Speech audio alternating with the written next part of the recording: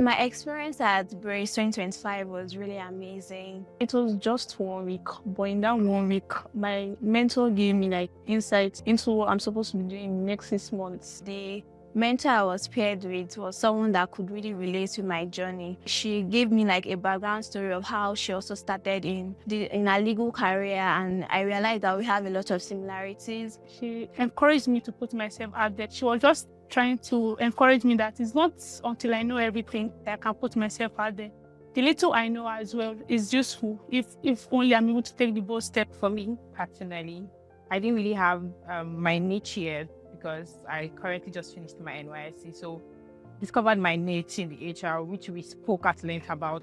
She gave me some project about the onboarding of HR team members, which I did some presentation, and from my review, she was impressed. And then coming for the physical event, one of the things that stood out for me was when the keynote speaker said that, as a woman, you should always be prepared.